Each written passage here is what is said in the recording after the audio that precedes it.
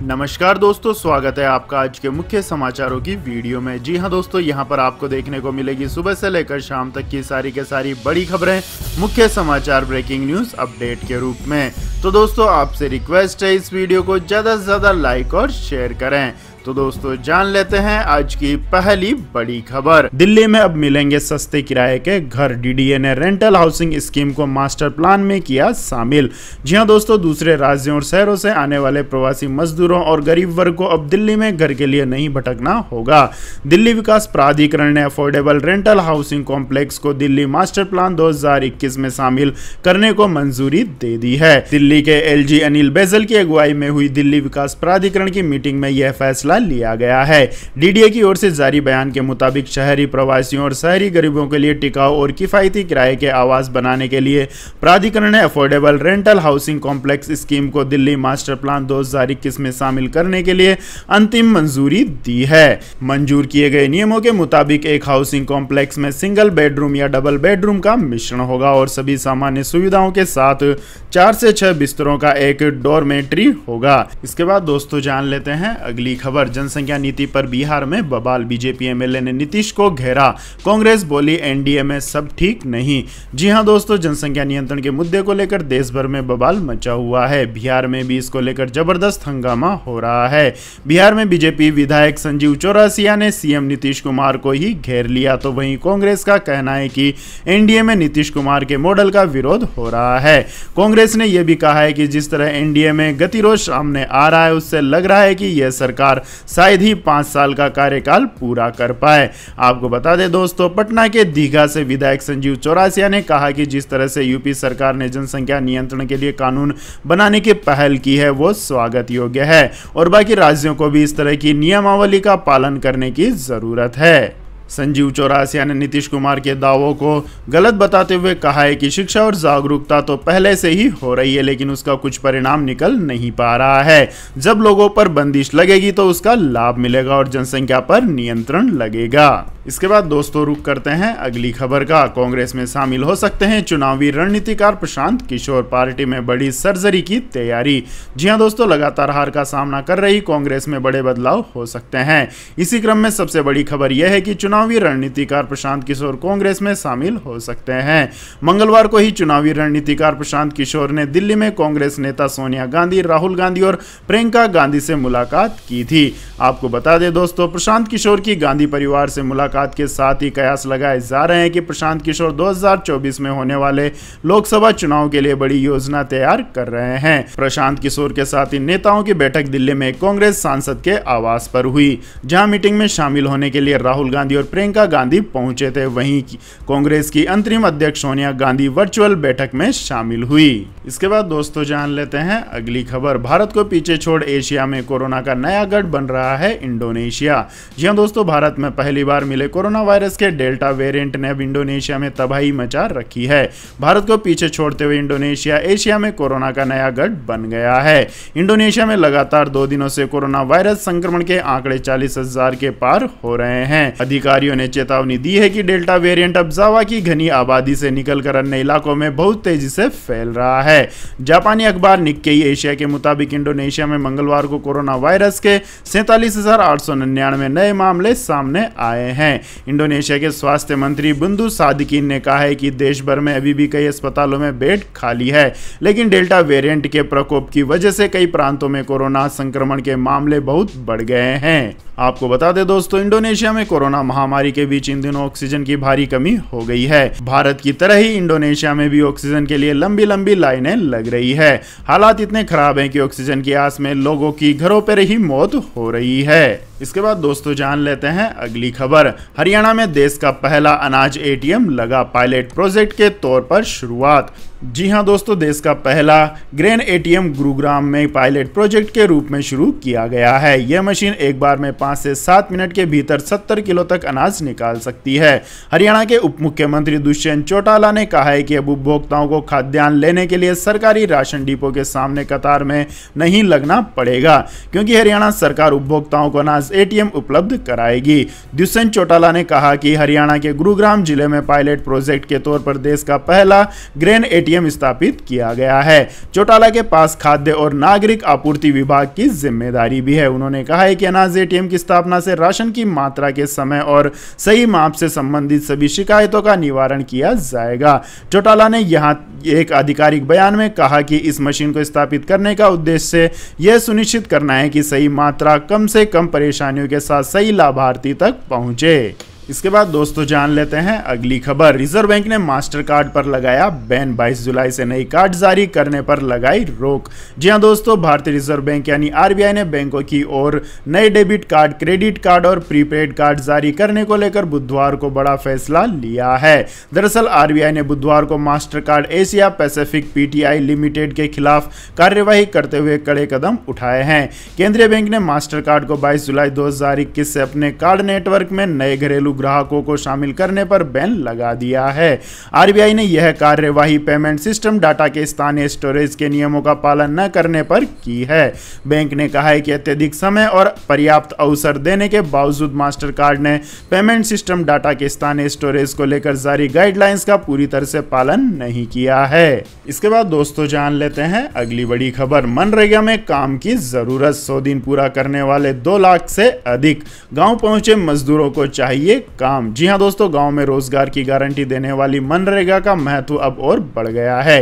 कोविड-19 से प्रभावित शहरी मजदूरों के गांव लौटने से महात्मा गांधी राष्ट्रीय ग्रामीण रोजगार गारंटी योजना यानी मनरेगा पर बोझ बढ़ गया है। साल भर में 100 दिनों के रोजगार की गारंटी देने वाली इस योजना में 3-4 महीनों के भीतर ही 2.25 लाख से अधिक मजदूरों ने अपना 100 दिनों के काम का कोटा पूरा कर लिया है। इसके बाद इन्हें अब और काम की जरूरत होगी, जिसके लिए अधिनियम में प्राविधान नहीं है। हालांकि इसके लिए सरकार अतिरिक्त प्राविधान कर रही है। आपको बता दें दोस्तों, वर्ष 2020-21 के दौरान भी कोविड-19 का प्रकोप था, जिससे पलायन कर गांव पहुंचे मजदूरों ने मनरेगा में रिकॉर्ड तोड़ काम किया। उस दौरान कुल 72 लाख से अधिक मजदूरों को 100 दिन का काम मिला था। चालू वित्त वर्ष 2021-22 की पहली तिमाही में मनरेगा में काम मांगने और करने वाले मजदूरों की संख्या पिछले साल की तिमाही के मुकाबले बहुत अधिक है। इसके बाद दोस्तों जान लेते हैं अगली बड़ी खबर। संसदीय रक्षा कमेटी की बैठक से राहुल गांधी का वॉकआउट, एलएसी पर चाहते थे चर्चा। जी हां दोस्तों, कांग्रेस सांसद राहुल गांधी ने संसदीय रक्षा कमेटी का वॉकआउट कर दिया है। न्यूज रिपोर्ट्स के मुताबिक रक्षा कमेटी के सामने Rahul Gandhi line of actual control और डोकलाम के मुद्दे पर चर्चा करने की मांग कर रहे थे, लेकिन कमेटी के अध्यक्ष ने इसकी मंजूरी नहीं दी। संसदीय रक्षा कमेटी द्वारा मांग खारिज किए जाने के बाद राहुल गांधी तमाम कांग्रेसी सांसदों के साथ वॉकआउट कर गए। कांग्रेस के पूर्व अध्यक्ष राहुल गांधी ने आरोप लगाया है कि केंद्र सरकार ने विदेश एवं रक्षा नीति को राजनीतिक हथकंडा बनाकर देश को कमजोर कर दिया है। इसके बाद दोस्तों जान लेते हैं अगली बड़ी खबर। किसानों के लिए खुशखबरी, अब हर साल 6,000 की जगह मिलेंगे 36,000 रुपए। जी हां दोस्तों, पीएम किसान सम्मान निधि का लाभ लेने वाले किसानों के लिए खुशखबरी है। अगर आप किसान सम्मान निधि योजना का लाभ उठा रहे हैं तो अब आपको हर महीने 3,000 रुपए मिल सकते हैं। इसके लिए आपको किसी भी तरह का कोई डॉक्यूमेंट भी नहीं देना होगा। आपको बता दें कि पीएम किसान मानदेय योजना के तहत किसानों को हर साल 36,000 रुपए मिल सकते हैं। इसके लिए पीएम किसान मानधन योजना के अंतर्गत किसानों को हर महीने पेंशन दी जाती है। इस योजना के तहत 60 साल की उम्र के बाद हर महीने 3,000 रुपए यानी साल के 36,000 रुपए किसानों को पेंशन दी जाती है। और केंद्र सरकार की ओर से चलाई जा रही इस योजना का लाभ लेने के लिए आपको कुछ डॉक्यूमेंट की जरूरत पड़ेगी, जैसे कि आधार कार्ड, बैंक अकाउंट डिटेल्स। लेकिन अगर आप किसान सम्मान निधि का फायदा ले रहे हैं तो इसके लिए आपको एक्स्ट्रा डॉक्यूमेंट्स जमा कराने की जरूरत नहीं होगी। इसके बाद दोस्तों जान लेते हैं अगली खबर। स्पेस वार की तैयारी में जुटा चाइना, तेजी से विकसित कर रहा है एंटी सैटेलाइट वेपन्स। जी हां दोस्तों, चीन को लेकर सामने आई एक अमेरिकी रिपोर्ट ने पूरी दुनिया की चिंता बढ़ा दी है। इस रिपोर्ट में बताया गया है कि चीन तेजी से अंतरिक्ष में मार करने वाले हथियार विकसित कर रहा है। यदि वह इसमें सफल हो जाता है तो उसकी दादागिरी और भी ज्यादा बढ़ जाएगी। वहीं अमेरिकी खुफिया विभाग का कहना है कि चीन उन हथियारों पर जोर दे रहा है जो उसके और अमेरिका के बीच अंतरिक्ष प्रौद्योगिकी में आसान असमानता को कम कर सकते हैं। रूसी वेबसाइट वेस्तनिक ने ब्लूमबर्ग के हवाले से बताया है कि चीन उन हथियारों में काफी निवेश कर रहा है जो उपग्रहों को जाम और नष्ट करने की क्षमता रखते हैं। इस तरह के हथियार अमेरिका की राष्ट्रीय सुरक्षा के लिए तत्काल खतरा उत्पन्न कर सकते हैं। इसमें यह भी बताया गया है कि डोनाल्ड ट्रंप प्रशासन के दौरान यूएस स्पेस फोर्स के गठन के बाद चीन ने अंतरिक्ष में मार करने वाले हथियारों के अपने अभियान को तेज कर दिया है। इसके बाद दोस्तों जान लेते हैं अगली बड़ी खबर। लेकिन दोस्तों अगली खबर जानने से पहले आप लोगों से गुजारिश है कि इस वीडियो में दिखाई गई खबरें अगर आपको पसंद आई हो तो इस वीडियो को लाइक करें, शेयर करें और हमारे चैनल को सब्सक्राइब करें। तो दोस्तों जानते हैं अगली बड़ी खबर। हरियाणा सरकार किसानों को दे रही है 7,000 रुपए की मदद। जी हां दोस्तों, हरियाणा में लगातार बढ़ते हुए धान के क्षेत्र से प्रत्येक वर्ष लगभग 1 मीटर भूजल स्तर में गिरावट आ रही है। विशेषज्ञों का कहना है कि धान की खेती सबसे ज्यादा पानी का दोहन मांगती है। ऐसे में राज्य सरकार की तरफ से वैकल्पिक फसल के रूप में 1 लाख हेक्टेयर भूमि में मक्का, कपास, बाजरा, दलहन, बागवानी की फसलें और जल संरक्षण को बढ़ावा देने के लिए मेरा पानी मेरी विरासत योजना की शुरुआत की गई है। मेरा पानी मेरी विरासत योजना के तहत राज्य सरकार ने मक्का, कपास, खरीफ तिलहन, खरीफ दालें, चारा वाली फसलों एवं बागवानी की फसल लगाने पर 7,000 रुपए प्रति एकड़ देने का ऐलान किया है। बस शर्त यह है कि पिछले वर्ष किसान ने धान की खेती करी हो। इस योजना का लाभ उठाने के लिए किसान 15 जुलाई तक मेरा पानी मेरी विरासत योजना के अंतर्गत आवेदन कर सकता है। इसके बाद दोस्तों जान लेते हैं अगली बड़ी खबर। पाकिस्तान में चीनी नागरिकों से भरी बस में धमाका, कम से कम 13 लोगों की मौत। जी हां दोस्तों, पाकिस्तान के ऊपरी कोहिस्तान इलाके के लेबर कैंप के पास बुधवार को बस में विस्फोट से 13 लोगों की मौत हो गई है। कई अन्य घायल बताए जा रहे हैं। इस बस में चीनी नागरिक सवार थे। न्यूज एजेंसी AFP के मुताबिक मरने वालों में 9 चीनी इंजीनियर और सुरक्षा बल के 2 जवान भी शामिल है। पाकिस्तानी मीडिया के मुताबिक बस दसू बांध पर काम कर रहे चीनी इंजीनियरों को लेकर जा रही थी। बस में 30 इंजीनियर और कर्मचारी सवार थे। बस की सुरक्षा पाकिस्तानी सैनिक कर रहे थे। अचानक बस में ब्लास्ट हुआ। बम कहां रखा गया था और कितनी डेंसिटी के था, फिलहाल इस बारे में कोई जानकारी नहीं मिल पाई है। डिप्टी कमिश्नर मोहम्मद आरिफ ने बताया कि जांच की जा रही है। इसके बाद दोस्तों रुक करते हैं अगली खबर का।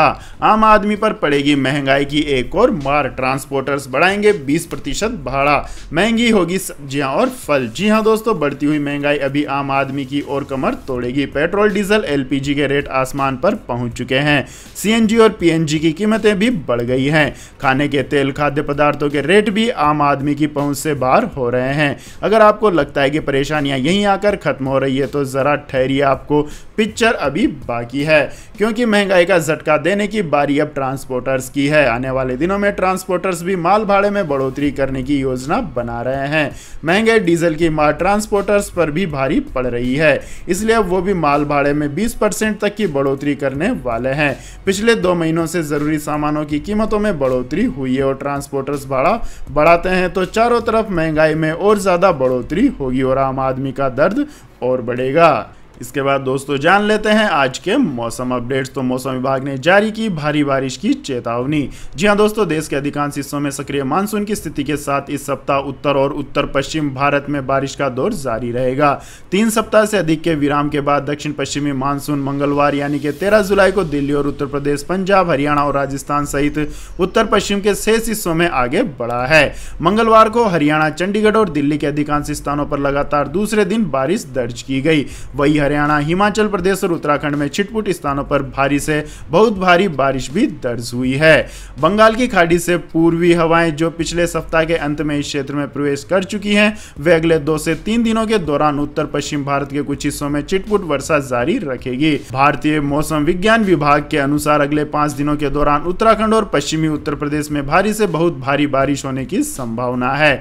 वहीं बुधवार को और फिर सप्ताहांत में हिमाचल प्रदेश में भारी बारिश के ऐसे ही हालात रहने की संभावना है। इसी तरह राजस्थान और उत्तर प्रदेश के पूर्वी हिस्सों में भी रविवार तक अलग अलग जगहों पर भारी बारिश होने की संभावना है। आपको बता दें कि सप्ताह के अंत से अगले सप्ताह की शुरुआत तक बारिश तेज होने की उम्मीद है। लगातार बारिश से उत्तरी गंगा के क्षेत्र में बाढ़ जैसी स्थिति का खतरा बना हुआ है। उत्तर प्रदेश में भी अगले 24 घंटों के दौरान मध्यम से तेज आंधी के साथ बिजली गिरने की संभावना है। इस सप्ताह की शुरुआत में राज्य में बिजली गिरने से करीब 50 लोगों की मौत हो गई थी।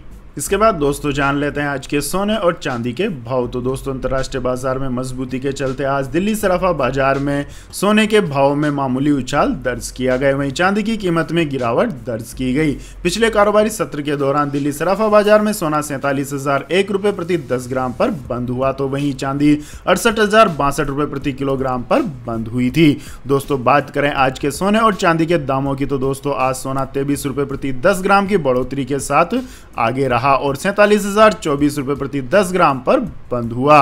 वहीं बात करें चांदी की, तो आज चांदी के भाव में 399 रुपए की गिरावट दर्ज की गई, जिससे 1 किलोग्राम चांदी का भाव 67,663 रुपए पर पहुंच गया है। इसके बाद दोस्तों जान लेते हैं अगली बड़ी खबर। एमपी में बच्चों के लापता होने की स्थिति गंभीर, 8 साल से प्रतिदिन 22 बच्चे हो रहे हैं गुमशुदा। जी हां दोस्तों, मध्य प्रदेश में बच्चों के लापता होने की स्थिति काफी गंभीर है। बीते 8 साल के आंकड़ों के अध्ययन से पता चलता है कि प्रतिदिन 22 बच्चे प्रदेश से लापता हुए हैं। इनमें से 30% बच्चों की बरामदगी नहीं हो पाती है। लापता होने वाले कुल बच्चों में बालिकाओं की संख्या करीब 2.5 गुना है। आशंका है कि खरीद फरोख्त के चलते इन बच्चों का अपहरण किया जा रहा है। आदिवासी बहुल बैतूल, छिंदवाड़ा, हिंडोरी, मंडाला आदि से बच्चों के लापता होने की घटनाएं अधिक हुई है। इनमें आदिवासी बालिकाओं की संख्या ज्यादा है। आपको बता दें कि लापता बच्चों की समस्या को गंभीर मानते हुए पुलिस मुख्यालय की ओर से इसी वर्ष जनवरी में ऑपरेशन मुस्कान चलाया गया था। इसमें हजारों बालिकाओं का पता लगाया गया था। इनमें बड़ी संख्या ऐसी बालिकाओं की थी जिन्हें राज्य के बाहर से बरामद किया गया था। जिन राज्यों से बालिकाओं की बरामदगी की गई थी उनमें गुजरात, महाराष्ट्र, उत्तर प्रदेश और राजस्थान शामिल है। जम्मू कश्मीर, कर्नाटक, तेलंगाना, बंगाल जैसे दूर दराज के राज्यों में भी प्रदेश से लापता बालिकाएं मिली थी। तो यह थी दोस्तों आज की सभी महत्वपूर्ण बड़ी खबरें। और दोस्तों बारी आती है आज के माइंड क्विज क्वेश्चन की, जिसका जवाब देकर आप बन सकते हैं एक शानदार उपहार के विजेता। तो दोस्तों आज का सवाल है, स्टैचू ऑफ लिबर्टी किस देश में स्थित है? जी हाँ दोस्तों, अगर आपको इस सवाल का जवाब आता है तो तुरंत कमेंट सेक्शन में लिख दीजिए। इस वीडियो को लाइक कीजिए, शेयर कीजिए और हमारे चैनल को सब्सक्राइब करके बेल आइकन का बटन भी दबा लें। धन्यवाद। जय हिंद, जय भारत, वंदे मातरम।